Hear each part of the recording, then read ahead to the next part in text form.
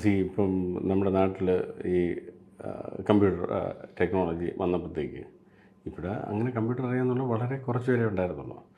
അപ്പോൾ ഇവിടെ techno park വന്നപ്പോൾ എന്ത് ചെയ്തു, ടെക്നോ പാർക്കിൽ ഇത്രയും റിക്വയർമെൻറ്റ്സ് ഉണ്ടെന്ന് അറിഞ്ഞപ്പോൾ അതനുസരിച്ചിട്ട് എഞ്ചിനീയറിംഗ് കോളേജുകളിൽ പല കമ്പ്യൂട്ടർ സയൻസ് കോഴ്സുകളും വന്നു.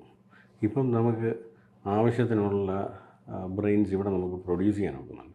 സിമിലർലി ഇപ്പം ഇസ്രോ തന്നെ അവരുടെ എഡ്യൂക്കേഷൻ ഒരു പുഷുണ്ട്. അപ്പം എല്ലാ എഡ്യൂക്കേഷൻ ഇൻസ്റ്റിറ്റ്യൂട്ടിലും ഈ സ്പേസ് റിലേറ്റഡ് ആയിട്ടുള്ള കണ്ടൻറ്റ് കൊണ്ടുവരാമെന്നുള്ളത്.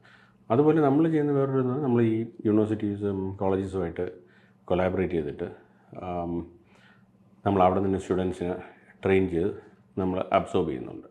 നമ്മളൊരു യൂണിവേഴ്സിറ്റിയിൽ നിന്ന് നമുക്ക് ആവശ്യമുള്ള ഒരു റിസോഴ്സ് വരും എന്ന് പറഞ്ഞിരുന്നു കഴിഞ്ഞാൽ ഒരിക്കലും അത് നടക്കാൻ പോകുന്നില്ല. അപ്പോൾ അതിന് നമ്മളും നമ്മുടെ ഒരു ഇൻപുട്ട് വേണം.